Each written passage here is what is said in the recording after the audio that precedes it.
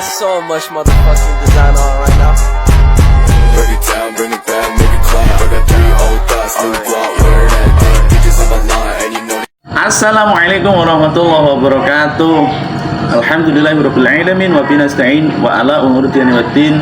Shalatu wassalam ala Rasulillah sallallahu alaihi wasallam. Amma ba'd. Yang saya hormati Bapak Maskur MSI selaku dosen pengampu fikih 2, dan tak lupa kawan-kawan seperjuangan yang saya banggakan. Langsung saja kita ke materi. Assalamualaikum warahmatullahi wabarakatuh. Perkenalkan, nama saya Sarul Ibad, NIM 123100150, Prodi PAI semester 2, kampus STAI Wali 9 Semarang. Saya di sini mau memenuhi tugas UAS matkul fikih 2 dari kelompok 2 yang berjudul Kafaah dan Khitbah. Langsung aja ke materi pengertian kafaah. Pengertian kafaah dalam kamus bahasa Arab, kafaah berasal dari kata yang artinya kesamaan atau sepadan.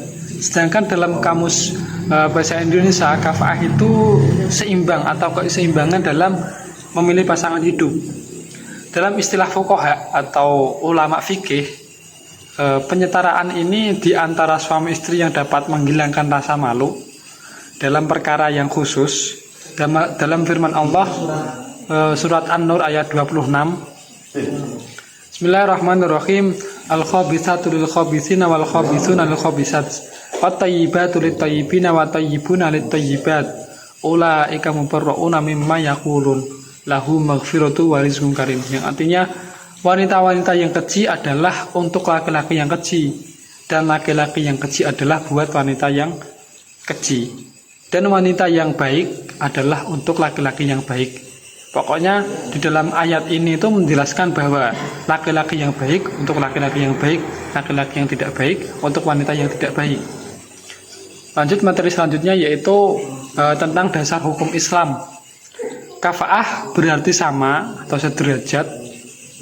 Maksud kafaah dalam perkawinan yaitu laki-laki sebanding dengan calon istrinya, sama dalam kedudukan, sebandingan dalam tingkat sosial, dan sederajat dalam akhlak serta kekayaan. Karena apa? Karena di zaman sekarang jika seseorang laki-laki mau menikah dengan perempuan tidak sekufu, maka bisa dinyatakan orang tersebut itu menjelekkan nasabnya sendiri. Nah, menurut Ibnu Hazan tidak ada ukuran-ukuran kufu. Ibnu Hazan berpendapat bahwa seorang Islam selama ia tidak berzina, dia berhak kawin dengan wanita muslimah asal tidak tergolong perempuan pelacur. Dan semua orang Islam adalah saudara. Boleh, menurut Ibnu Hazm itu boleh, asalkan sekufu, menurut Ibnu Hazm. Lanjut, kafaah tidak menjadikan syarat sah perkawinan, tetapi dapat dijadikan sebagai alasan untuk membatalkan pernikahan. Sebagian ulama fikih berpendapat bahwa kafaah itu hak seseorang perempuan dan walinya. Artinya apa? Bila ada seseorang perempuan hendak dinikahkan dengan laki-laki yang tidak sekufu, maka pihak wali atau pihak perempuan itu sendiri bisa menolaknya. Kafaah dimaksudkan agar dalam membangun rumah tangga adanya komunikasi yang baik dan keseimbangan antara suami istri, sehingga akan memudahkan terwujudnya rumah tangga yang bahagia dan harmonis. Lanjut, macam-macam kafaah. Kafaah menurut Imam Syafi'i itu ada 6, yaitu kesetaraan dalam agama, dan juga kesetaraan dalam kesucian. Yang ketiga ada kesetaraan dalam kemerdekaan. Karena apa? Di zaman dulu, zaman sahabat atau zaman Rasulullah itu ada namanya budak. Karena apa?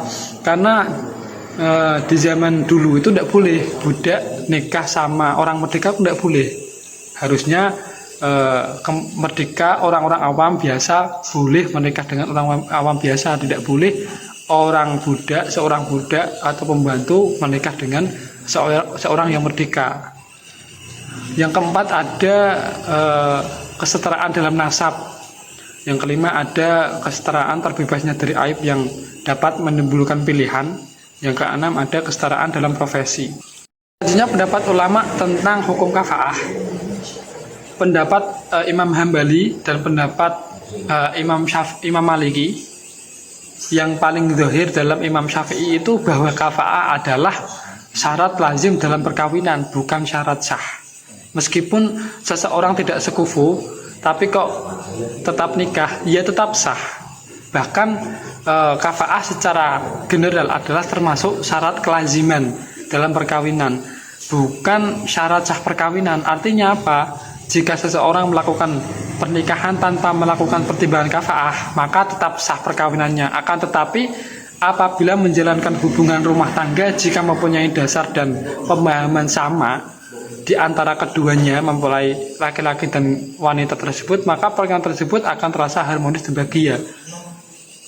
Bisa dapat kita simpulkan bahwa jika seseorang suami istri yang sekufu itu bisa terasa harmonis dan bahagia. Jika seseorang kok tidak sekufu, ya nanti dikhawatirkan di tengah-tengah perkawinan bisa menimbulkan percekcokan.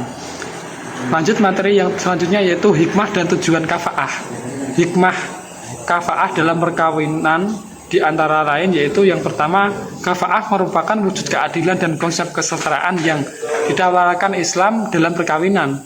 Yang kedua, dalam Islam suami memiliki fungsi sebagai imam dalam rumah tangga dan perempuan sebagai makmumnya. Yang ketiga, naik atau turunnya derajat seorang istri sangat ditentukan oleh derajat suami. Lanjut tujuan kafaah. Tujuan ulama kafaah adalah ketentraman dan kelanggengan sebuah rumah tangga. Karena jika seorang rumah tangga didasari dengan kesamaan, kesetaraan, kesesuaian pandangan, maka akan menjadikan rumah yang harmonis dan bahagia. Nama saya Ridho Mutakin, NIM 123100021, Prodi PAI. Baik, saya di sini akan melanjutkan presentasi tentang khitbah. Khitbah adalah salah satu prosesi lamaran di mana pihak dari keluarga laki-laki berkunjung ke rumah calon mempelai perempuan.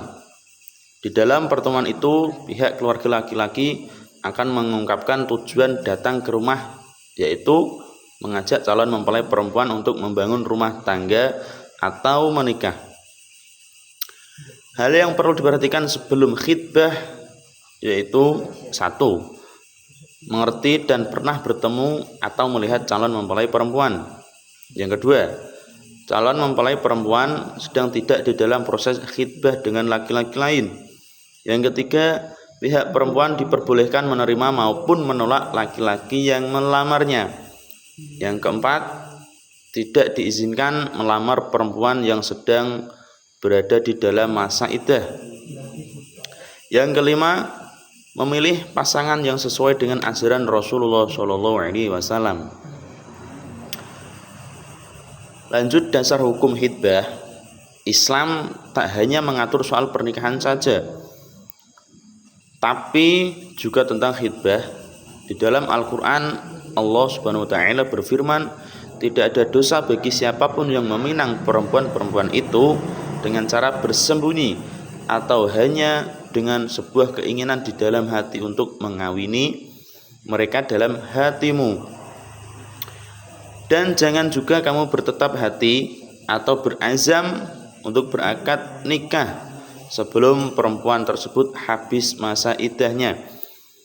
Dan ketahuilah bahwa Allah SWT mengetahui semua yang ada di dalam hatimu. Maka takutlah kepadanya, dan perlu kamu ketahui bahwa Allah SWT Maha Pengampun dan Maha Penyantun. Lanjut, syarat dan batasan khitbah.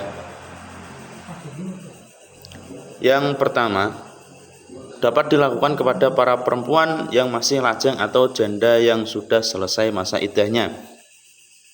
Yang kedua, perempuan yang tidak sedang dalam masa iddah. Di dalam Al-Quran, Allah Subhanahu wa Ta'ala berfirman, yang artinya dan suaminya berhak rujuk kepada mantan istri dalam masa penantian tersebut apabila para suami menghendaki islah. Yang ketiga, perempuan bukanlah mahram bagi laki-laki lain. Yang keempat, perempuan yang tidak atau belum dilamar oleh seorang laki-laki.